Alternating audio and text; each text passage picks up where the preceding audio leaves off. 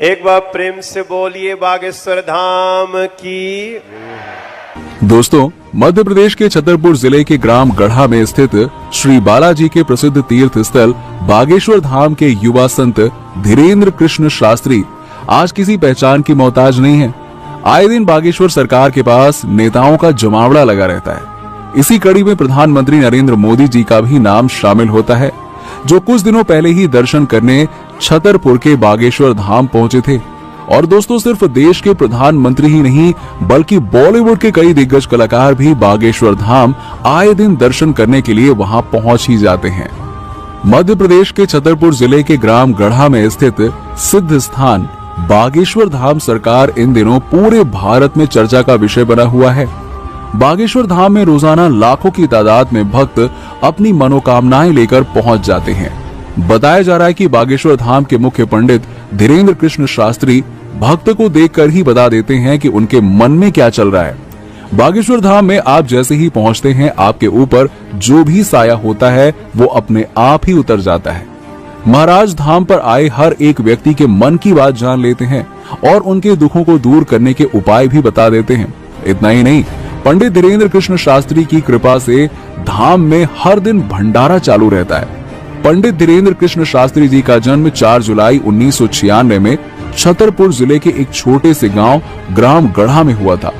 पंडित धीरेन्द्र कृष्ण शास्त्री का बचपन यहीं उनके गांव गढ़ा में बीता। बताया जाता है कि वो बचपन से ही बहुत धीर और दयालु थे। धीरेन्द्र कृष्ण शास्त्री का जन्म एक सामान्य परिवार में हुआ था। उनके पिता का नाम राम करपाल गर्ग था। उनकी माताजी का नाम सरोज गर्ग है।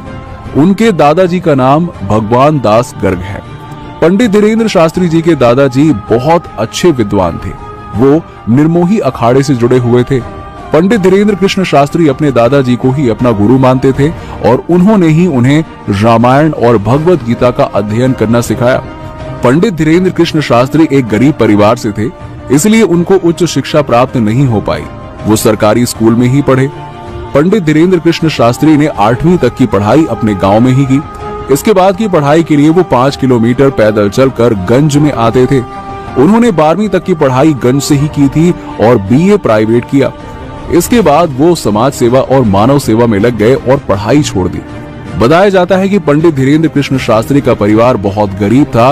उनके भाई और बहन भी साथ साथ रहते थे।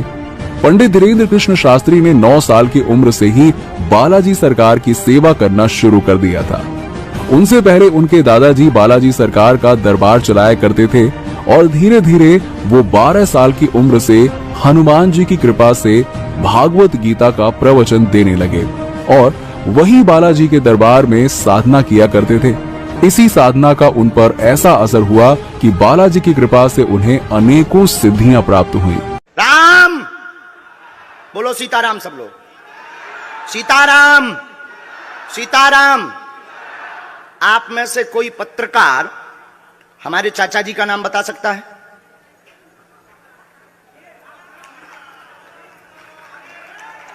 बोलिए बोलिए बोलिए। आप में से कोई पत्रकार हमारे बल्कि चाचा जी का नाम उस पे भी है, संस्कार टीवी पे, कोई बता सकता है? बोलो बोलो, वरना आज के बाद अंधविश्वासी कहना बंद कर देना। क्या बता सकते हो? अब आप पत्रकारों में जिनके चाचा का नाम भृगुनाथ तिवारी हो वो आ जाए।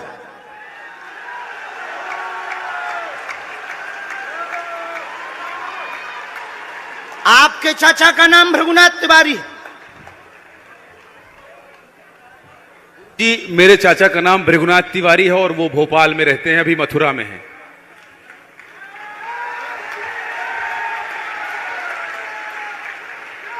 आज लेकिन हमने लास्ट अनुमति ली है अपने बालाजी से। क्या तुमने पहले बताया?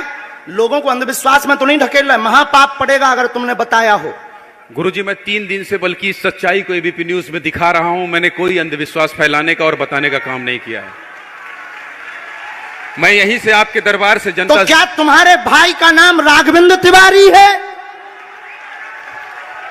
जी गुरुजी, एक पत्रकार होने के नाते नाते मैं ये कह रहा हूं, आचार्य धीरेन्द्र शास्त्री की जय। क्योंकि मैं जो सुन रहा हूं, मैं देख रहा हूं, ये चमत्कार नहीं है। क्या तुम्हारे भाई ने अभी मकान बनवाया है? जी, गृह प्रवेश किया है 2 दिन क्या पहले। तुम्हारी भतीजी का नाम अभिसी है? जी गुरुजी। आज के बाद अब अंधविश्वासी कहना बंद कर देना, वरना नंगा कर दिया जाएगा। हम हनुमान जी के सेवक हैं, ललकार कर करते हैं कि हमने संतों की चरणों की तपस्या सीखी और सन्यासी बाबा की कृपा को पाया है।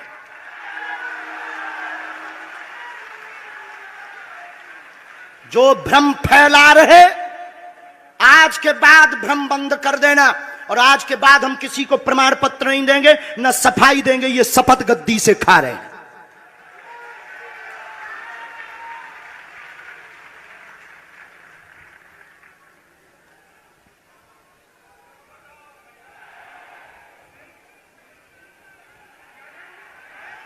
पूरे भारत को अंधविश्वास में धकेलने के लिए हाँ तो नहीं बोल रहे। जी बिल्कुल नहीं, बिल्कुल नहीं। मैं ये बहुत जिम्मेदारी से कह रहा हूं और मैं 3 दिन से इस सच्चाई का पता लगा रहा था। और एबीपी न्यूज जो लोग देख रहे हैं उनको मैं बता रहा हूं कि ये लाइव दिव्य दरबार के टेस्ट में आचार्य धीरेन्द्र शास्त्री जी ने जो कहा है, मैंने केवल इनसे इंटरव्यू किया था, अपनी जीवनी नहीं बताया था। जो इन्होंने बताया है वो सच है और मैं ये एबीपी में लाइव कह रहा हूं, ये कोई अंधविश्वास नहीं है। मैं फिर कह रहा हूं, बाबा बागेश्वर धाम की जय। आज के बाद, क्योंकि आज हमारा दिमाग स्थिर नहीं है, आज के बाद अब हम कभी भी किसी से हमें प्रमाण पत्र की आवश्यकता नहीं है। आज पूरी नेशनल मीडिया के सामने हमें जो कहना था कर लिया, फर्स्ट और लास्ट है। अब आपका एक प्रश्न हम बताएंगे और आज के दरबार को, क्योंकि हम पूर्ण होश में नहीं है, इसलिए आज के दरबार को हम बालाजी की अनुमति से आए थे और आज के दरबार को हम इसी के साथ विराम करेंगे। कल 4 घंटे दरबार लगाएंगे। एक प्रश्न पूछ लीजिए, लास्ट पूछिए। मैं पूछूं? हाँ। मेरे मन में तो देखिए बहुत सारे सवाल थे जिसको लेकर मैं 3 दिन से लगातार कोशिश कर रहा था।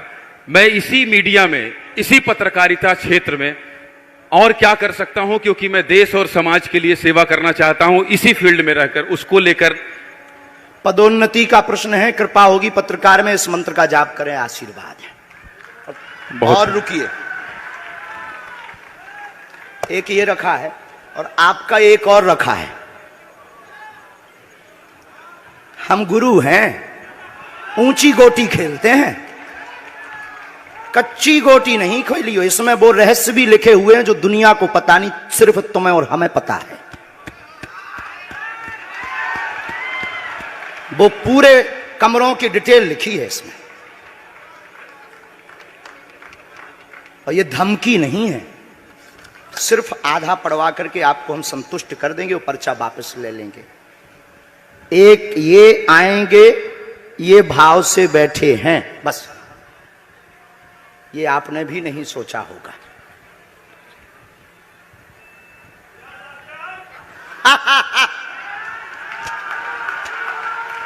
और ये हम पहले से गोटी रखे थे, इस गोटी को भी हम मारेंगे।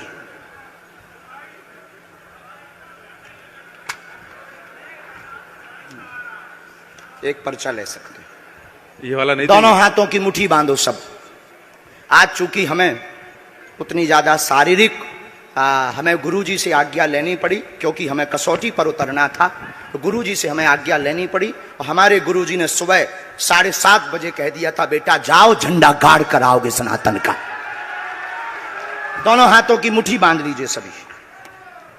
सामूहिक अर्जी हम लगा देते, कहो हे बागेश्वर धाम प्रभु, हे बालाजी महाराज, हे सन्यासी बाबा, हे कलयुग के राजा, हम पर कृपा करो, हम पर दया करो, हमारी अर्जी सुनो। हे बागेश्वर बालाजी, आजीवन पर्यंत आपके चरणों से, आपके धाम से हम जुड़े रहेंगे, हम आते रहेंगे, परंतु हम पर कृपा करो। आपकी जय हो, आपकी जय हो, आपकी जय हो। जिनकी अर्जी नहीं लग पाई, आज चूंकि हमें बहुत खेद है कि तुम लोग 5 घंटे से बैठे और पर्चा ज्यादा नहीं बन पाए, लेकिन आज सनातन को चुनौती थी और हम सनातन को झुकने नहीं देंगे। इसीलिए हमने आज प्रण लिया था कि हे बालाजी, आज हमको भेजना तो फतेह करवा करके आना। इसीलिए हमें बहुत दुख है और हमारे अंदर उस दुख के कारण आप लोग क्षमा कीजिएगा। और अगर आज्ञा लगेगी तो कल हम 4 घंटे तक, कल पक्का है 4 घंटे दरबार लगाएंगे। और जिनकी अर्जी नहीं लग पाएगी वो नारियल और लाल कपड़ा लाना, कथा अपने टाइम पर होगी। जो जो प्रश्न लेकर आए 3 बार बोलो ओम ओम ओम। कहो हे बालाजी, हे सन्यासी बाबा, हमारी यह अर्जी स्वीकार करो, हम पर अपनी कृपा करो। आपकी जय हो, आपकी जय हो, आपकी जय हो। दाहिने हाथ की मुट्ठी का सीधा उतारा शीर्ष 7 बार करो, बालाजी के चरणों की तरफ छोड़ दो।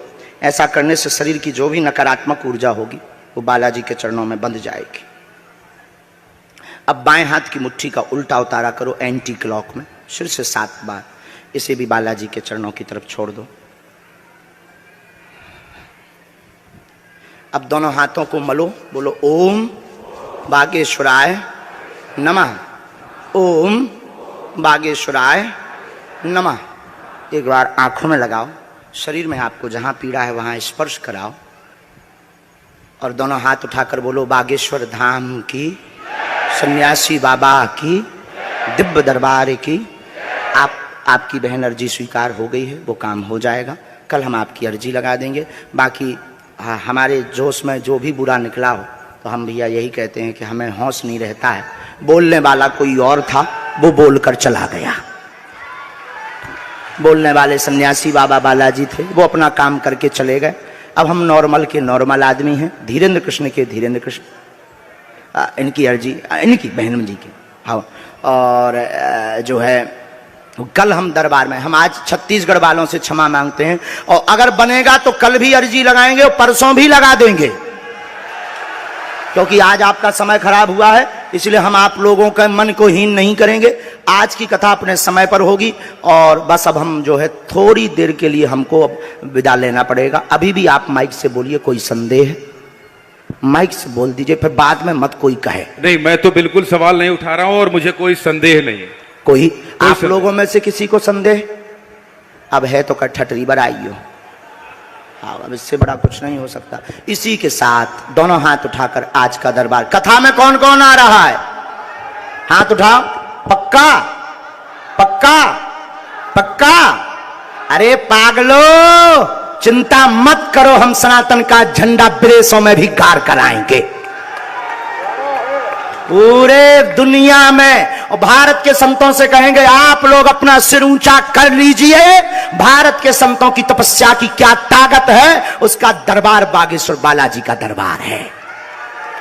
अब जो पाखंडी कहेंगे, सनातन विरोधी कहेंगे, अंधविश्वासी कहेंगे, कौन कौन बाइकआउट करेगा? हाथ उठाओ।